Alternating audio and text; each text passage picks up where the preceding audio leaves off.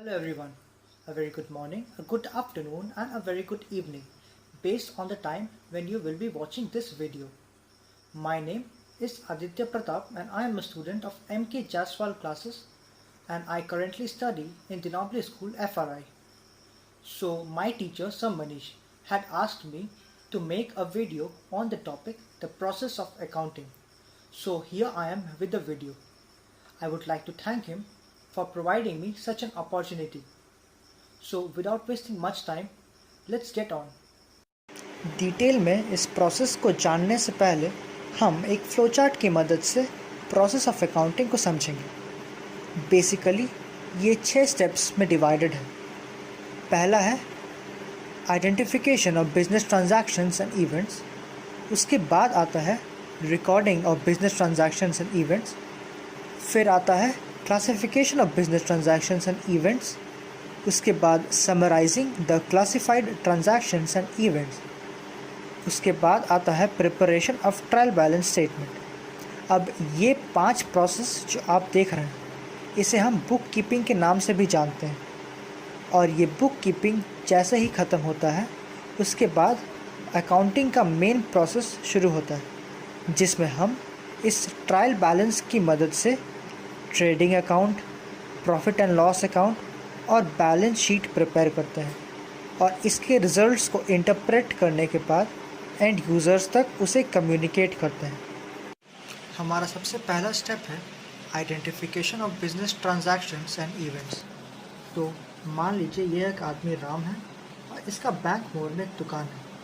अब आप इसके अकाउंटेंट हो और 29 में इसने जो एक्टिविटी किया था वो आपके सामने इसने रख दिया, जैसे bought milk, took an auto to the shop, sold goods, purchase goods, deposited 5000 from cash box into bank account और gave a beggar ₹20।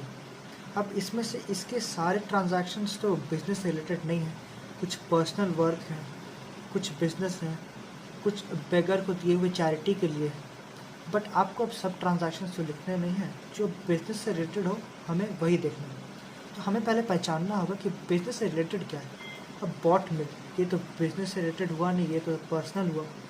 Took an auto, ये तो उसको कन्वीनियंस के लिए ऑटो लेना पड़ा, तो ये भी हम नहीं देखेंगे। सोल्ड गुड्स, ये हुआ उसका बिजनेस ट्रांजैक्शन। परचेज गुड्स, ये भी बिजनेस से रिलेटेड है। Deposited 5000 from cash box into bank account, यह भी इसके बिजनेस से रिलेटेड है। गेव अ बेगर ₹20, ये तो चैरिटी वर्क किया है इसने, तो हम ना ये रिकॉर्ड करेंगे और ना इसका पर्सनल कुछ हम लोग रिकॉर्ड करेंगे। रिकॉर्ड हमें क्या करना, सिर्फ बिजनेस ट्रांजैक्शंस।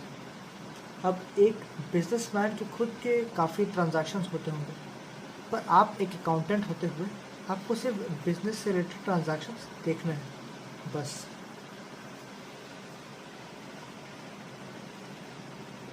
बिजनेस से रिलेटेड ट्रांजैक्शन, तो हम यह कह सकते हैं कि we need to identify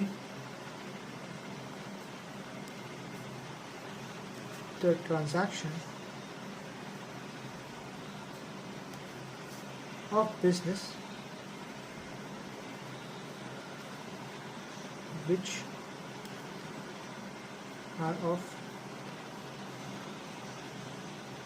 are of financial character. We need to identify the transaction of business which are of financial character. मतलब जो पैसे से रिलेटेड हो और इसके बिजनेस का हो, बस हमें वही देखना है। आइडेंटिफिकेशन के बाद अब हम बिजनेस ट्रांजैक्शंस को रिकॉर्ड करेंगे। अब हर चीज़ याद रखना तो बिज़नेस के लिए पॉसिबल नहीं है, क्योंकि रोज़ काफ़ी ट्रांजैक्शंस होते हैं, हर चीज़ याद तो नहीं रख पाएंगे। तो इसके लिए हम रिकॉर्ड करते हैं सारे बिजनेस ट्रांजैक्शंस और इवेंट्स को। अब अगर आप अपने बगल की किराना वाली दुकान में या पान वाली दुकान में भी जाते हैं तो वो भी एक किताब रखते हैं और वो भी सब कुछ रिकॉर्ड करते हैं, जो क्या आया, किसने क्या ले गया, सब रिकॉर्ड तो करते हैं, पर उस तरीके से हम रिकॉर्ड नहीं करेंगे। वो एक काफ़ी लेमैन का तरीका हो गया। हम तो अकाउंटेंट हैं, तो हम उसे प्रॉपर एक बुक में रिकॉर्ड करते हैं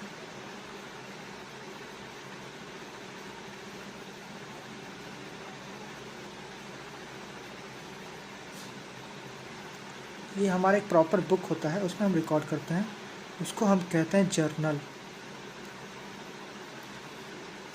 हिंदी में कहें तो बही खाता।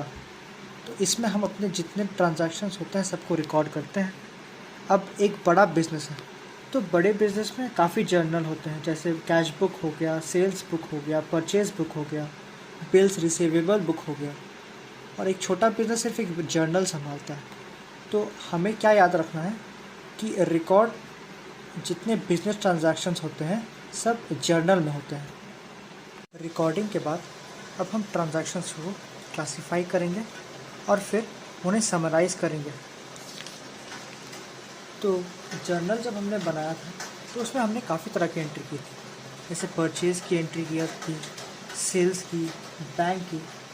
अब हम इन सारी ट्रांजैक्शंस को एक जगह पे इकट्ठा करेंगे, यानी कि इन्हें क्लासिफाई करेंगे।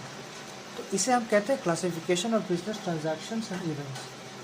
अब आप पूछिएगा कि इन सारी क्लासिफिकेशंस को हम करेंगे कहाँ पे, मतलब उस बुक को हम क्या कहेंगे।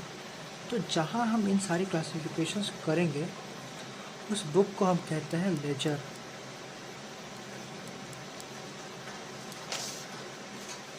तो क्लासिफाई करने के लिए हमें क्या ज़रूरी है, एक लेजर बुक जहाँ पे हम इन सब को क्लासिफाई करेंगे। अब क्लासिफाई तो हमने कर लिया, अब वक्त है इन्हें समराइज़ करने का। तो आप जानते हो कि कभी भी आप स्टोरी पढ़ते हो या पोएम पढ़ते हो